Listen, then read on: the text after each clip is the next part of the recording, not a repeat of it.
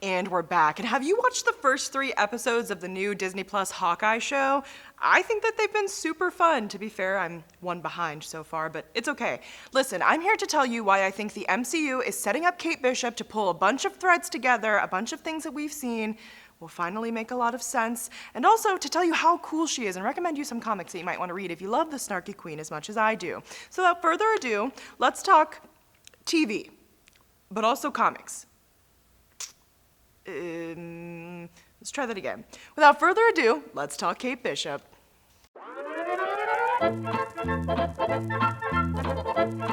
So far, I've really been enjoying the Hawkeye show. I would place it somewhere above Falcon and the Winter Soldier, but definitely below Loki, and of course my favorite was WandaVision. We all know I'm a major Wanda stan. The show pits Kate Bishop, our future Hawkeye, with the Hawkeye we all know and feel probably mediocre about, Clint Barton. He's way better in the comics if it's any consolation.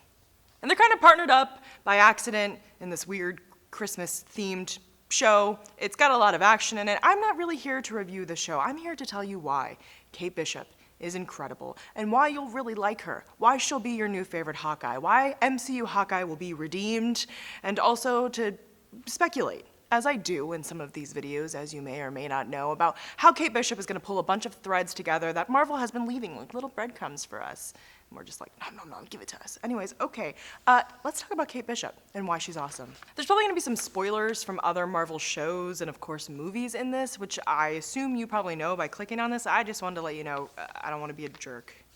So in the comics, Kate Bishop comes out cool as heck to begin with. She saves the tushes of the Young Avengers when they come to save her, along with Cassie Lang. And if that name sounds familiar to you, that's because that's Ant-Man's daughter. And if you remember at the end of Endgame, there was that time jump after everybody came back from the snap, and we now know that Cassie Lang is very much Young Avengers age. You see where I'm going with this? We know. So after they fight with the Young Avengers, the 2 girls basically invite themselves into the Young Avengers, which in my opinion is a very boss move. Girl boss, gaslight, whatever. And they found the Young Avengers in the ruins of the Avengers Mansion, where later on Captain America and Iron Man, this won't happen in the MCU because, you know, they both gone. But they're not super hot on the Young Avengers becoming the Young Avengers, but Kate doesn't really care. She uses her family's money, because she comes from money, to get them uniforms and sort of revamp the mansion and stuff for them, which is also super cool. She later becomes their leader. Yeah, that's right. She's that cool. And shortly after Cassie and Kate link up with the Young Avengers in the comics, they are attacked by none other than Kang the Conqueror. If Kang the Conqueror sounds familiar to you, that's because he was in the Loki show at the very end, and he's going to become an important bad guy in the upcoming Ant-Man and Wasp movie, and very likely the Doctor Strange movie, Doctor Strange in the Multiverse of Madness, which will also have the love of my life, once again, Wanda Maximoff, everybody. So you may be asking yourself, Destiny, you're talking a lot about the Young Avengers, but where are the rest of the Young Avengers? Let me tell you, because I've mapped this out with some real manic energy. So we'll see the answer to Iron Man in a hero called Iron Lad, who will be played by Harley Keener. And if that sounds at all familiar to you, he was in Iron Man the Christmas movie, aka Iron Man 3, when Tony Stark broke into his garage. And then we saw him again at the funeral for Tony Stark in Endgame. And did you think that was just a little quinky dink? Have you learned nothing? Marvel does nothing by accident, and you know that. We both know that. We know that. All right? Okay. Take a breath. So we've got Iron Lad. We've also got Yelena Belova, who we saw in the Black Widow movie, who is the answer to Black Widow. In the comics, she doesn't really fight with the Young Avengers, but I think that's where they're headed with her character. There's also a rumor that she's going to be in the Hawkeye show and fight Clint Barton. I hope she kicks his little butt. He deserves it. He's like a little annoying, you know? He's getting a little bit of redemption in the show, like we saw with Wanda, definitely getting a redemption in WandaVision, but he's still just a shadow of his former comic self. Anyway. And then we have Billy and Tommy, who are Speed and Wiccan. We were introduced to them in the WandaVision show. I project that we will get them back as full beings in the Doctor Strange in the Multiverse of Madness movie with Wanda. And if you're confused about how that could happen, I suggest this comic to you. It explains how Billy and Tommy came to be and how their souls were put into other children, but they're also still Wanda's children. Listen, it's a lot, I know. Just read the comic.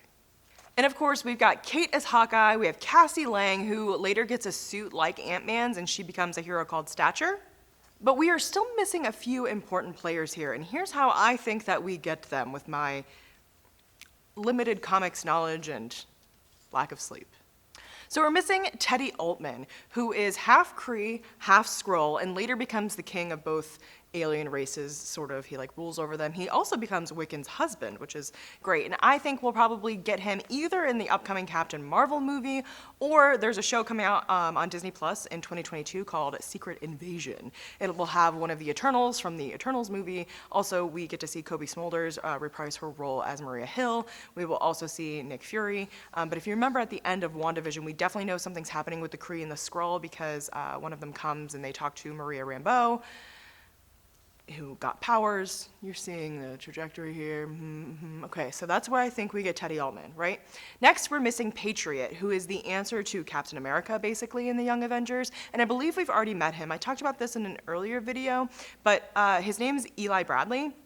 He's the grandson of Isaiah Bradley, and if you remember in The Falcon and the Winter Soldier, Sam and Bucky go to meet Isaiah Bradley because he was one of a handful of black men who were experimented on in the war and given like super soldier drugs, and Eli answers the door when they knock. So I believe that that actor will come back as Patriot, and that's how we get Patriot, which is very exciting. He also sort of becomes like a co-leader of the Young Avengers for a while, so interesting. We are also missing No-Var, who you haven't really seen any hint of yet, right? He is Kree, so he may come up again in that Captain Marvel movie, and also maybe in the Secret Invasions TV show coming to Disney Plus in 2022. He's fine. He's the sometimes boy toy of Kate Bishop, which is kind of fun. And last but not least, in some of the Young Avengers comics, Sylvie, who is the variant of Loki, who starred heavily in the Loki show, fights with the Young Avengers. However, she's like Young Avenger age in the comics, and the MCU has clearly aged her up. So I think they may bring in Kid Loki, if you remember from the planet where Loki was. I know that this is all it's this one. Okay. He had Loki Gator, if you remember, the breakout star from the Loki show, of course, and I would be so down if Kid Loki and Loki Gator came and fought with the Young Avengers. I would love that so much. But we'll see. I don't know about you. I'm tired after all that speculating. And Marvel does this to us, right? They spin us in circles. They leave us little breadcrumbs that we're all so thirsty for. But I'm excited to see where this is going. I like the Young Avengers. I think there's a lot of really good Young Avengers comics that are fun. And I think this is probably Marvel's way of getting a younger audience to come in. I mean, it's been 10 years of Marvel content so far, and people who were into the original movies are like my age now, like 30-ish. Or older. So they're bringing in a younger audience, which I think is pretty smart, and I really like the Young Avengers. I think that they're really fun, and they are a diverse group of kids who fight. I say kids, most of them are like in their early 20s. So I'm really excited to see where this is going. That's all to say. Let's get back to our original point. Kate Bishop.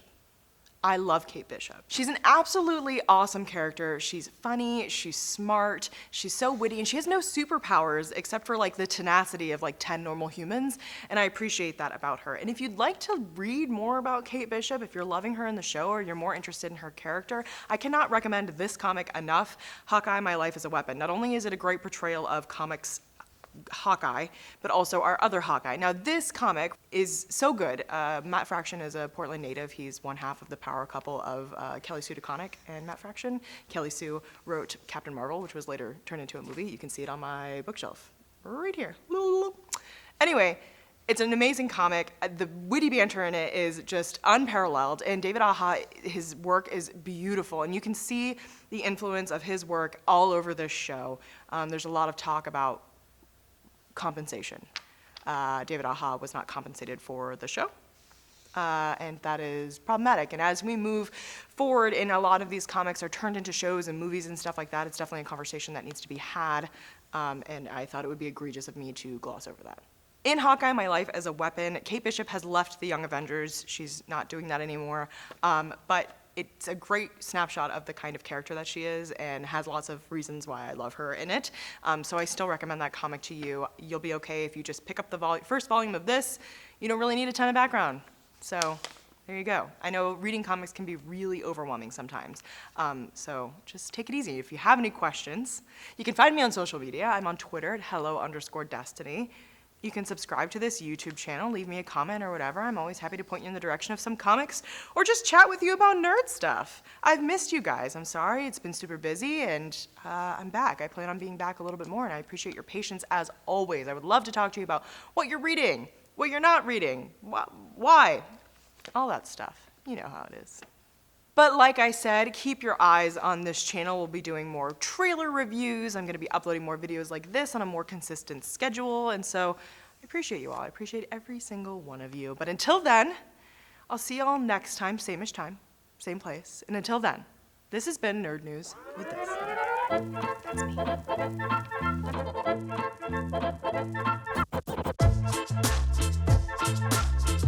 That's me.